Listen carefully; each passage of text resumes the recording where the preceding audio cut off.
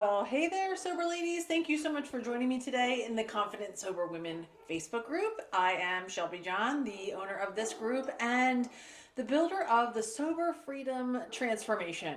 This is the best opportunity you have to build emotional sobriety and that confidence you're looking for beyond recovery. Because as we all know by now, sobriety is only the beginning. And we didn't get sober to be a glum lot, as some people say. We got sober to live life, right?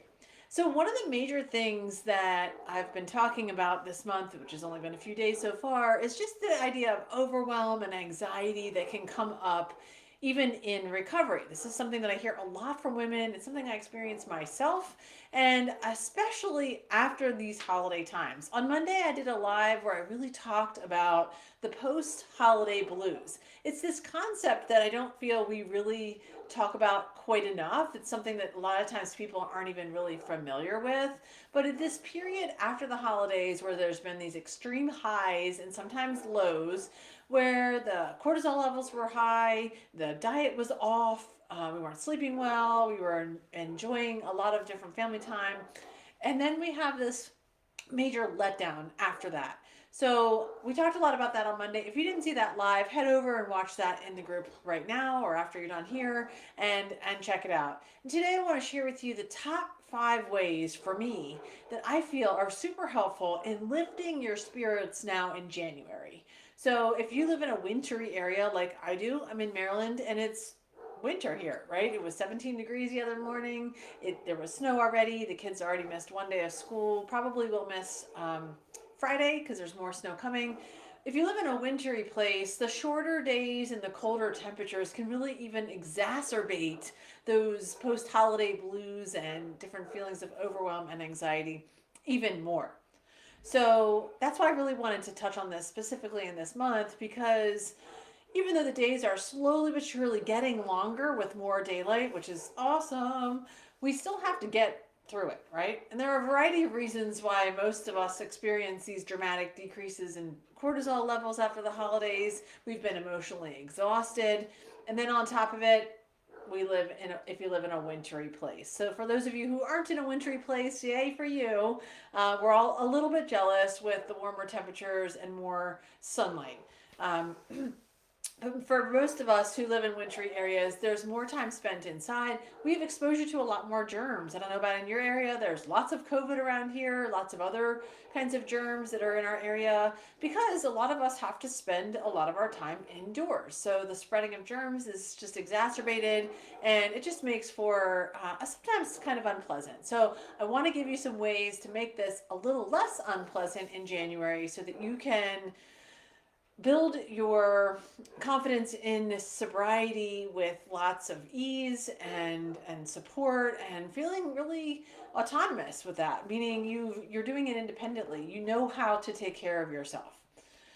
So what can you do or have to look forward to in January to help life lift your spirits, right? How can you shake off those post holiday blues and kind of set the path towards building confidence and emotional sobriety beyond recovery?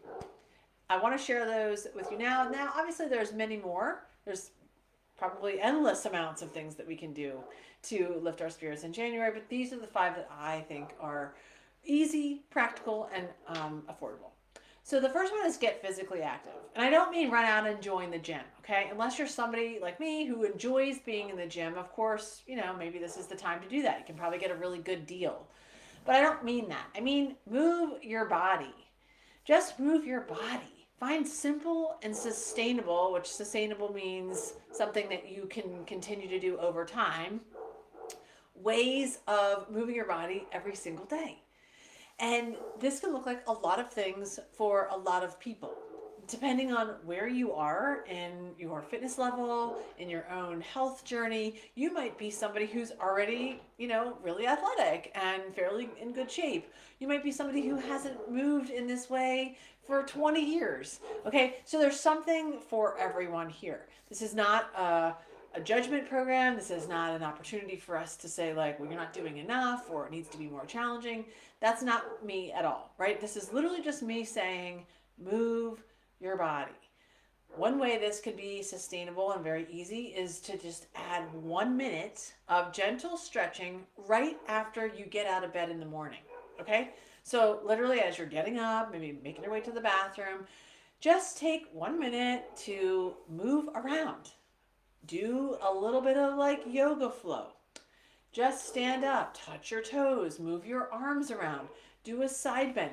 If you need help with this, let me know. I can send you a ton of ideas, or just do a quick Google search on easy stretches. You'll probably find 1,000 hits, right?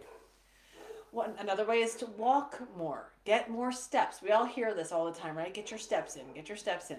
And it's sometimes harder than you think. If you work in a desk job or you're a relatively sedentary person, getting a certain amount of steps can be fairly challenging. All I'm saying to you is during the month of January, let's add in more steps. If that means 1% more for you, that's great. To me, that's a win. Let's add that as a win. Put it on your list and check it off. You did it. Okay? Playing with your kids or your dogs. You know, you could be running around your yard. You could be swimming in your pool if you live in Florida or some sunny place. Playing with your kids and your dogs can really be very physically energizing and active. And of course, there's a range of other fitness options, meaning you could take a fitness class, you could start cycling, you could buy a bike, go for walks with friends, hikes. There's a range, take a yoga class. There's a range of things in that field as well. You aren't looking for extremes here. You're looking for done. We don't want extreme, we want done, right? And then you get bonus points if you can get outside while you're doing it. So I want you to intentionally look for ways to get more physically active in your life. And if you need more ideas, again, just reach out. I can point you in the right direction, no problem at all. Okay, number 2, make plans with a friend to do something fun. Okay, this sounds really basic and normal. Maybe you already do this, but sometimes we get sucked into our own lives and or our own blues, right? If you're struggling with the blues in January, you might not realize that you're sort of isolating yourself. So if you can try to make it a more intentional experience of reaching out and making specific plans with your friends, then you have things to look forward to. If you can only do 1 or 2 things, I'd like it to be more towards the end of the month so that you have something to look forward to that's out a little ways, okay? You can even make a couple different plans. You can have something that's next week and something 2 weeks from now and something 3 weeks. In this example, I'd really like for you to try to find an activity you would both enjoy that's different and new and fun. It doesn't have to be expensive. It doesn't have to be extravagant. It can if you want. But if you can make it something like visiting a new museum or taking a cooking class or even going window shopping like in a new area or a different mall than you normally would, like maybe traveling to a mall that's another town away. Or maybe going to a historical site and just kind of exploring it and reading the signs and kind of walking around. So again, it doesn't have to be something extravagant or expensive, but I do want you to look for things that would be something new and exciting. Obviously, going out for coffee or lunch is a wonderful thing too. I do that very frequently. That's my most common way of meeting friends, but that's our usual way. I want you to have something a little bit extra to look forward to, something that you can just kind of look to down the road that's like, wow, I'm really looking forward to that. Even trying a new restaurant can be really exciting. So if you're somebody that just really enjoys eating out, or maybe like me, like you love coffee shops, look for something that's new that you've never been to. Or maybe like, again, maybe a town away, look for a restaurant maybe you've heard about or you've seen advertised, but you haven't tried it. That would be a super fun thing to look forward to. I would love that. Humans are social beings, right? We are social animals, and there's so much value in making those positive connections with other people and that we really enjoy being with. There's a lot of value in that for us. And this really increases our dopamine levels in the brain. Dopamine is that feel good or pleasure hormone, and it reduces the cortisol levels, which are our stress hormones. So when we connect with other people in these fun ways, we increase our dopamine or happy feelings, and we decrease our cortisol or stress feelings. So bonus points on this one if you can move your body while you're doing this fun activity, okay? So number 3 is freshen up your living space. All right, this could be a challenge for some of us, including myself sometimes. I want you to take a look around your physical environment. Is there a lot of clutter? Are there piles of paperwork? Are there clothes everywhere? Is there trash or kind of other miscellaneous things kind of scattered around that they don't really have a place? There's no system. Really assess your physical environment. I really make this a priority with the bedroom, and I talk a lot about this in the Sober Freedom Transformation in the sleep section about making our bedroom a sleep sanctuary, because having a cluttered space, physical environment, can really prevent us from being able to relax and calm down, and that's really important when it comes to sleep, right? So even your living environment, it's important to have a relatively organized space. Now, I know for some of us, again, if this is new for you, this is not a judgment zone, okay? I don't care if you're currently living in a space that has lots of clutter. I mean, I do care, but I'm not criticizing you for that. I'm just saying let's look around and start to think about freshening up our physical environment as a strategy for lifting our spirits, because there is so much huge connection between our physical environment and our mental health and how we feel. We really do we are really affected by that. Our brains totally get and see the stuff that's around us and affect how we feel. So set aside some time to straighten it up, okay? If you are one of those people that have a lot of these things around, clutter, clothes, trash, things like that, set aside some time to straighten things up, right? This can be done in very small batches and a little bit at a time to ensure that you will actually do it. Again, um, we don't need totally excellence here. We just need done, right? We just need to get some things done over time.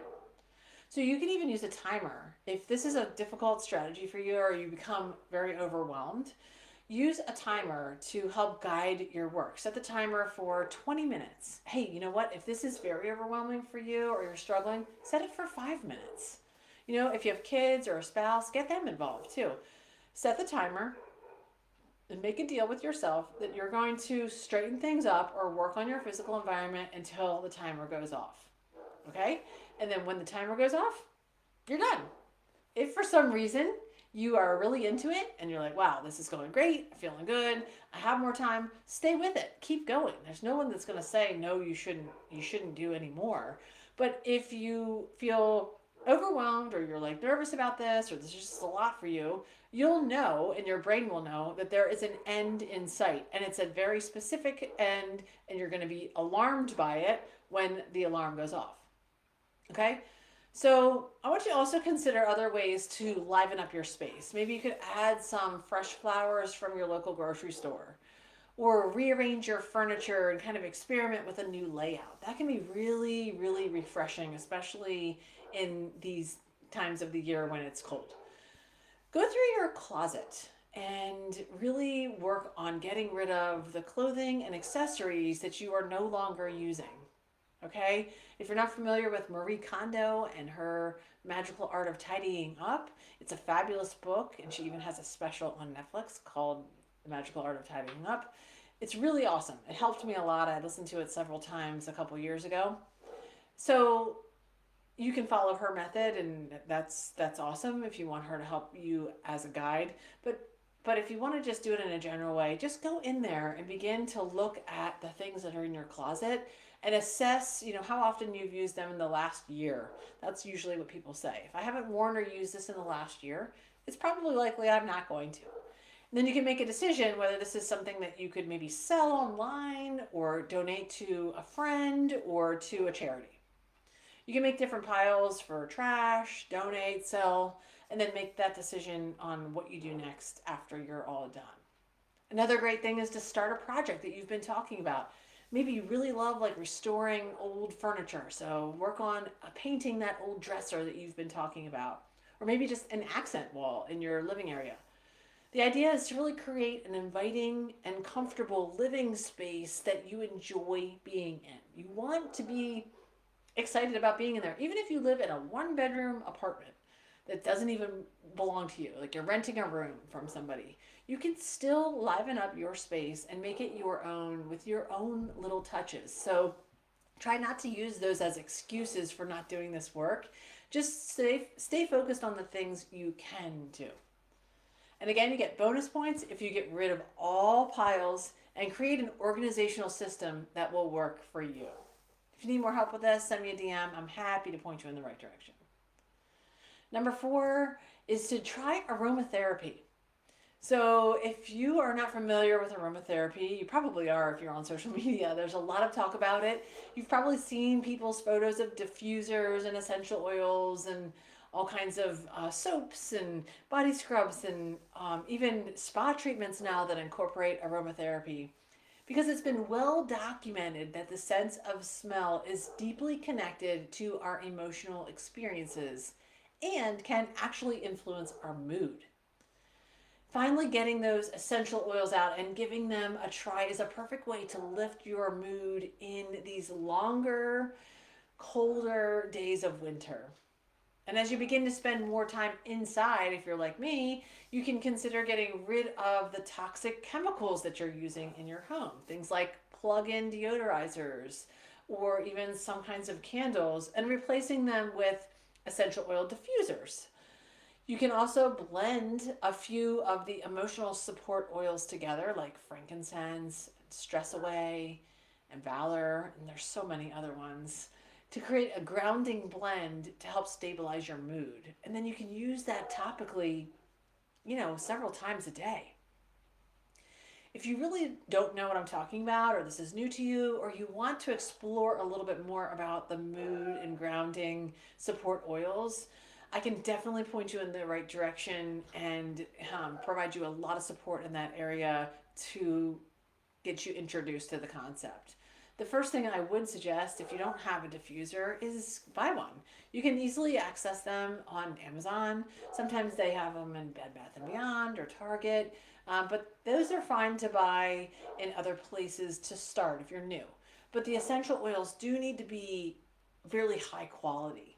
They're not all the same. So there's some really high quality, reputable brands out there that I can share with you. I just don't want you buying the ones that are like in the big box stores or at the drugstores, things like that, because they aren't as reliable a source to make sure that you're getting the highest quality oil concentration and also the therapeutic value of them, right? I also use them for sleep all the time. My deep sleep blend is something I use every single night. I even gave it as a Christmas gift last year to most of my family because it's so powerful. Okay, the last way that I felt like you can lift your spirits is by starting to plan a vacation for next year. So again, this doesn't have to be extravagant. If you just rolled your eyes and you were like, I don't even have time or money to go on vacation, I get it. Like, it doesn't have to be extravagant, but studies do show that having something in the future to look forward to anticipate and create excitement around, really does boost mental health. And experiences are what fuel the soul and tend to provide more joy than material things. So the bottom line is, it helps you to know that good things are coming. Okay? So you often know a little bit about where you want to go or the things you want to do. And this allows you to enjoy pleasurable daydreaming and visualization of yourself in those spaces or on that vacation. That's why this suggestion is so cool, because when you have that date in the future and you start to plan and you're researching and you're looking for accommodations and what are you going to do and what are you going to eat, you can really find yourself maybe even at the office in that boring meeting kind of daydreaming off about being on that experience. Bonus points if your trip includes a lot of outdoor time and learning new things and physical activity. I hope these 5 things are things that you can incorporate in your life right now and begin to lift your spirits and your mood in January as we prepare for the coming of the spring. I hope you have a fantastic day, and I will see you tomorrow.